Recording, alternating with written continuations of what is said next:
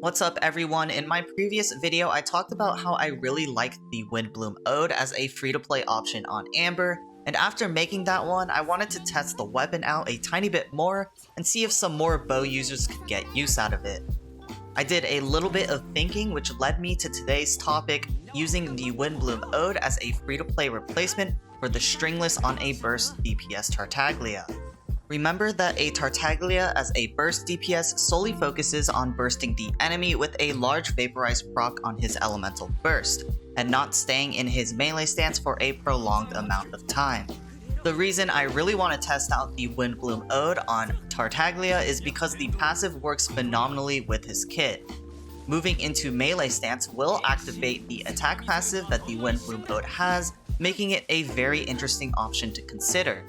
6 seconds is not a lot of time for a main DPS child, but 6 seconds is more than enough time for a burst DPS child to dish out a burst for huge vaporized damage. Not to mention, the Windblume Ode has the exact same base attack stat and the exact same elemental mastery stat as the Stringless. Now, before you guys attack me, I'm not gonna lie to anyone, there's no doubt that the Stringless is better than the Windblume Ode on Tartaglia. I'd take the former over the latter any day of the week, but that's not necessarily the point of this video.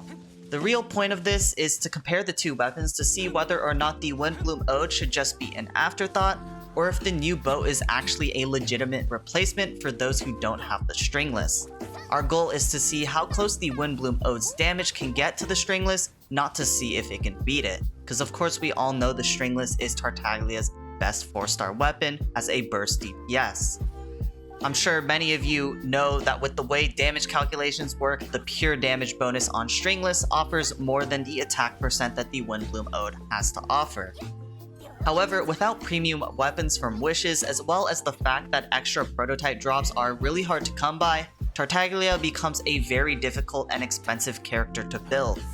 With the introduction of the Windblume Ode, I want to prove to you guys that even if you only pull a C0 Tartaglia, anyone can make a super cheap and super effective burst DPS build with this new weapon. I'm here to reassure you that the weapon is not as bad as you think on Childe. If you want to see the proof, here is the testing I did. So in order to conduct this test, I have an R2 Stringless and an R5 Windblume Ode, both at level 80. First, I'm going to compare the vaporized damage between these two weapons at the same refinement level. So what I've already done is recorded a clip when this Windblume Ode was at R2. Then after I finish recording this current clip, I'll go back and test the damage of the R2 Stringless and R5 Windblume Ode. My artifacts aren't built for a burst DPS child, but that really shouldn't affect the test at all. As long as all the artifacts, talents, and enemy test subjects stay constant over all the tests, all things should be good. Once all the numbers with the R2 Stringless, R2 Windblume Ode, and R5 Windblume Ode are collected, I'll put it all into a table so you guys can easily see the number differences. Then I'll give my final thoughts about comparing these two weapons. Alright, that's enough talking about the process. I'll quickly let all the trials play out, then I'll come back with the table that I just mentioned that shows the raw numbers as well as some percentages to make things a little easier to understand. While you guys watch the 3 clips of damage testing, I want to quickly point out that I made sure to keep the Abyss buff constant as well. Since the glowing circle around me reduces the Abyss attack buff as more and more enemies enter the circle, for each test I made sure that the target Geovishap was in the circle, while the other Geovishap was not in the circle. This way, the attack buff would stay constant over all tests, and we could be sure that the damage difference comes from the weapons themselves. Now that we have the numbers, here is a table of my findings. When we compare the damage between the Stringless and the Windblume Ode, both at R2, the Windblume Ode does about 8.5% less damage for a single vaporized proc. Now if we move the Windblume Ode up to R5, that percentage changes from about 8.5% to 5.44% less damage than an R2 Stringless. Sadly, I don't have an R1 Stringless to test with, but I imagine comparing an R1 Stringless versus an R5 Windblume Ode will yield a difference that's less than 5% damage. This is exactly what I was hoping for. I decided to add a 4th test last minute, and this one has a level 90 prototype Crescent and or a level 90 Rust. both offer the same base attack and attack percentage stat. Additionally, both passives aren't useful for the standard vaporized setup that I used in this test. With this in mind, the damage actually plummets compared to the previous two weapons.